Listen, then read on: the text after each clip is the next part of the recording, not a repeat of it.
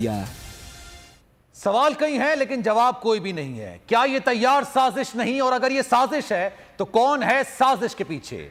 जानना चाहता है पूरा पाकिस्तान, 22 करोड़ आवाम। अल्लाह ने कर्म किया, काताना हमला नाकाम हुआ। दुनिया की तारीख जनाब उठा के देख लें, एक वाकया मुल्क की डायनेमिक्स को तब्दील कर देता है।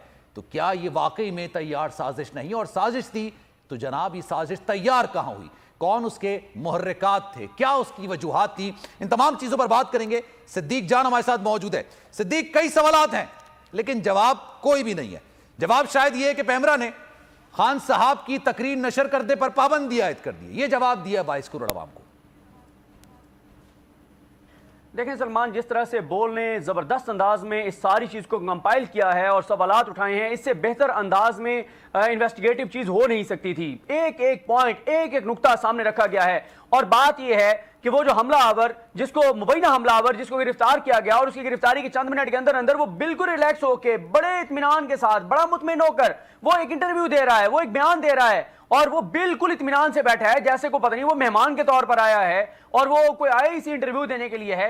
और सिर्फ ये नहीं होता, बल्कि आप ये देखें कि इस इंटरव्यू को फौरी तौर पर मीडिया को लीक कर दिया जाता है। मीडिया से पहले चंद मखसूस सहाफियों को दिया जाता है, और ये वही सहाफी हैं जो हर आने वाला नया बयानिया सबसे पहले मार्केट में सामने रखते हैं। और उसके बाद फिर एक और चीज आप ये देखें कि हमारी हुकूमत, हमारी रियासत, हमारा वज़ीर आज़म कहते हैं कि एतबार कर लो इस शख्स के ऊपर, हमारा वज़ीर दाखिला कहता है एतबार कर लो इस शख्स के ऊपर, हमारा वज़ीर दिफा कहता है एतबार कर लो इस शख्स के ऊपर, कि ये कह रहा है कि इसने मजहबी बुनियाद के ऊपर जो है इमरान खान को टारगेट किया है। तो लिहाजा आप इसकी बात मान लें। कैसे मान ली जाए ये बात जब अभी तक कोई तहकीकात नहीं हुई, एक से ज्यादा हमलावर थे और वाज़ेह तौर पर नजर आ रहा है। और फिर उसके बाद ना सिर्फ ये, बल्कि ये कहा गया कि इस पर एतबार कर लो, बल्कि आज जो वज़ीर आज़म पाकिस्तान वो तो, और कल वज़ीर दाखिला वो तो इमरान खान को लगने वाली गोलियों पे भी सवाल उठा रहे हैं। बात यह है कि हुकूमत को तो चाहिए था कि वो फौरन एक्टिव होती, वो कहती कि हम हाई पावर कमीशन बनाने को तैयार हैं, हम तहकीकात कराने को तैयार हैं। वो तो कह रहे हैं इमरान खान को गोली ही नहीं लगी, वो तो कह रहे हैं शख्स पे एतबार कर लो, वो कह रहे हैं शख्स पे एतमाद कर लो। और फिर माजी करीब में आप देखें, जब वाज़ेह तौर पर नजर आ रहा था जो प्रेस कॉन्फ्रेंस मियां जावेद लतीफ ने की है, देखें ये अगर आपने इस साजिश तक पहुंचना है, असल किरदारों तक पहुंचना है, तो आपको मियां जावेद लतीफ को और फैसल वाडा को गिरफ्तार करना पड़ेगा। इन दो लोगों की गिरफ्तारी के बगैर आप असल कातिलों तक नहीं पहुंच सकते, आप मनसूबा साजों तक नहीं पहुंच सकते। और जो आपने बताया कि पता है, पूरा पाकिस्तान जानता है, आप पाकिस्तान के किसी शहर में चले जाएं, किसी कस्बे देहात गांव में चले जाएं, उनसे पूछें कि इमरान खान का लॉन्ग मार्च कौन सा चैनल दिखा रहा है, कौन सबसे ज्यादा कवरेज दे रहा है, एक ही नाम आएगा, बोल। तो कौन था जिसको पता था कि यह हमला होने वाला है? उससे पहले बोल को बंद करवाना जरूरी है, उससे पहले केबल ऑपरेटर्स को थ्रेट करना जरूरी है कि बोल को बंद करोगे तो कवरेज नहीं होगी, बोल को बंद करोगे अवाम तक खबर नहीं जाएगी। ये कौन था जिसको पहले से पता था कि बोल बंद करवाना है? तो ये चीजें तो सारी सामने है, सवाल सारे सामने है, बदकिस्मती से जवाब जो है वो सामने नहीं आ रहा। बिल्कुल जवाब सामने नहीं आ रहा। लेकिन एक चीज है ना, आपने कहा अपनी गुफ्तगू में, शहबाज शरीफ साहब ने कहा कि इस शख्स पर भरोसा कर लो, इसकी बात मान लो जिसको पकड़ा है। वो तो सबसे पहले ये कह रहा था कि मैं अकेला हूं, मेरे पीछे कोई हाथ नहीं है। तो फिर ये जो गिरफ्तारियां हुई हैं, 3 लोगों को मजीद गिरफ्तार किया है, ये किस शुबे में गिरफ्तार किया गया? बिल्कुल आपने दुरुस्त कहा। और ये जो इसकी शक्ल से नजर आ रहा है, तो ये कैसे इतना महंगा पिस्तौल ले लिया भाई? कैसे उसने, मतलब कि कैसे हो सकता है कि कोई बंदा जो ट्रेंड ना हो, जिसकी पहले कोई तजर्बा ना हो, वो ऐसे मुंह उठा के इतने बड़े लीडर को जो है निशाना बड़े तसल्ली से बना, कॉन्फिडेंस के साथ वो फायरिंग कर रहा है।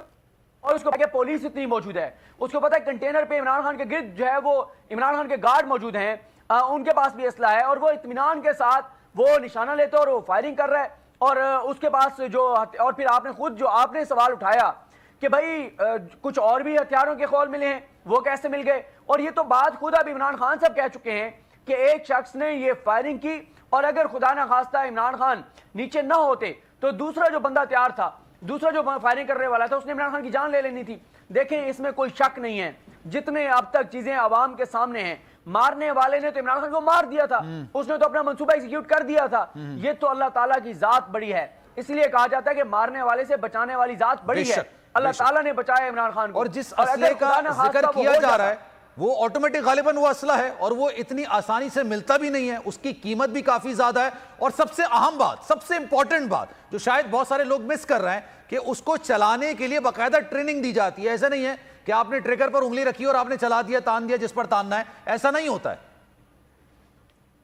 बिल्कुल ऐसे ही। और फिर एक और चीज देखें, इससे आप पीछे जाएं, ये पहले जावेद लतीफ की प्रेस कॉन्फ्रेंस, उसके ऊपर मरियम नवाज का कहना है कि वो ठीक कह रहा है, मरियम औरंगजेब का ट्वीट करना बतौर वजीर इत्तलात और उसमें हैशटैग इस्तेमाल करना जो इमरान खान के ऊपर तौहीन रिसालत का एक झूठा इल्जाम है, उसको उस हैशटैग को इस्तेमाल करना, अपनी सोशल मीडिया टीम के जरिए चीजें करवाना, फिर ऊपर लिखना कि क्या कोई मुसलमान ये बर्दाश्त कर सकता है, तोड़ मड़ोड़ के इमरान खान के बयानात, और ऊपर लिखा जाता है क्या कोई मुसलमान ये बर्दाश्त कर सकता है। और उसके बाद ये बताएं कि मरियम नवाज को क्यों मियां नवाज शरीफ ने इस लॉन्ग मार्च से पहले बाहर बुलवा लिया था, क्यों मियां नवाज शरीफ ने लॉन्ग मार्च जब मुलतवी हुआ तो मियां नवाज शरीफ ने मरियम नवाज की टिकट कैंसिल करवा दी कि मरियम तब तक नहीं जाएगी जब तक ये लॉन्ग मार्च इख्तिताम नहीं हो जाता। क्या उन्हें पहले से पता था कि इस लॉन्ग मार्च में कुछ होने वाला है? ये सवालात हैं जिनके जवाब आने चाहिए, और सिर्फ ये हमारे सवालात नहीं है, ये 22 करोड़ अवाम के सवालात हैं।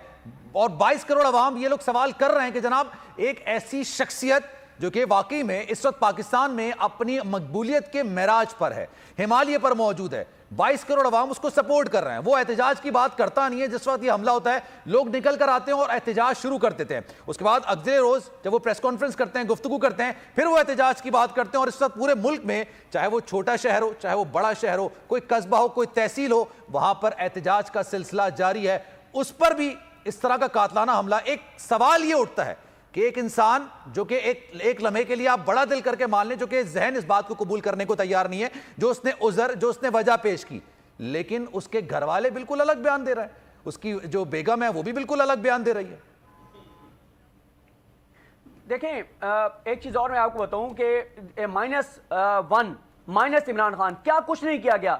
मुझे बताएं पिछले 70-75 सालों में मुख्तलिफ वज़ीर आज़म या मुख्तलिफ पोलिटिकल शख्सियात के खिलाफ जो कुछ हुआ है वो सारा एक पेज पर लिखें, वो सब किसी एक तो इमरान खान है। दहशतगर्द मुकदमात, कत्ल के मुकदमात, FIA के मुकदमात, मनी लॉन्ड्रिंग के मुकदमात, करप्शन के मुकदमात, हर चीज करके देख ली। इलेक्शन कमीशन से फैसला भी लेकर देख लिया। उसके बावजूद वो 8 सीटों में लड़ता है, 7 में वो जीत जाता है, 1 पे उसको हरा दिया जाता है। वो जो ज़िमनी इलेक्शन लड़ता है वो जीत जाता है। लोगों को पता है उसने असेंबली में नहीं जाना, फिर भी लोग उसको वोट देते हैं। लोगों को पता है इमरान खान ने नहीं आना, फिर भी लोग निकलते हैं। फिर 2 और सवाल आते हैं। किसने मरियम नवाज को कहा था कि इमरान खान का वक्त खत्म हो चुका है?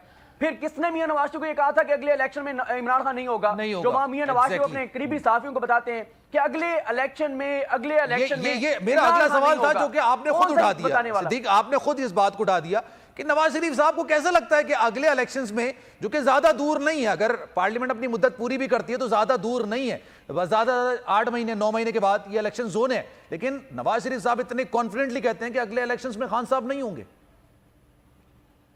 देखें, इस वक्त ग्राउंड पे जो सूरत हाल है, नजर आ रहा है कि 2/3 अक्सरियत से इमरान खान जीतेगा। कोई वजह नजर नहीं आती। इमरान खान, हर मामले में इमरान खान ने साबित कर दिया है कि वो इस वक्त पाकिस्तान का सबसे पॉपुलर लीडर है। वो ट्विटर स्पेस करता है, पाकिस्तान की तारीख के रिकॉर्ड तोड़ देता है। वो जलसे करता है, पाकिस्तान की तारीख के रिकॉर्ड तोड़ देता है। वो 8 नशिस्तों पर इलेक्शन लड़ता है। वो दुनिया में शायद वो पहला पार्लियामेंटेरियन हो जो 8 नशिस्तों पे जो है वो इलेक्शन लड़के 7 के ऊपर जीत जाता है। पाकिस्तान में वो रिकॉर्ड बना रहा है। फिर भी नवाज शरीफ कहते हैं, देखें नवाज शरीफ के अल्फाज क्या थे। एक हमारे साफी है जिन्होंने ये बहुत पहले ये दावा किया था और उनकी खबर का रिबटल आज तक नहीं आया नून लीग से, कि मियां नवाज शरीफ को जब ये कहा गया कि मियां साहब आपने क्या किया हुकूमत लेके, इमरान खान तो तहस नहस कर देगा हमें, जो हमने डिलीवर नहीं किया, अवाम को हमने जलील ख्वार बर्बाद कर दिया है। मियां नवाज शरीफ ने आराम से कहा, मुझे जबान दी गई है, मुझे जबान दी गई है कि अगले इलेक्शन में इमरान खान नहीं होगा, अगले इलेक्शन के मैदान में इमरान खान नहीं होगा।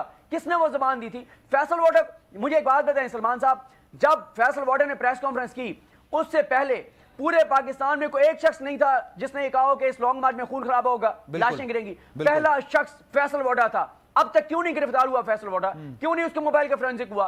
होना वो कहता है कि उसको ये भी पता है कि अरशद शरीफ साहब को किसने कत्ल किया, उसके मोबाइल में सबूत हैं। क्यों नहीं पकड़ा अभी तक उसको?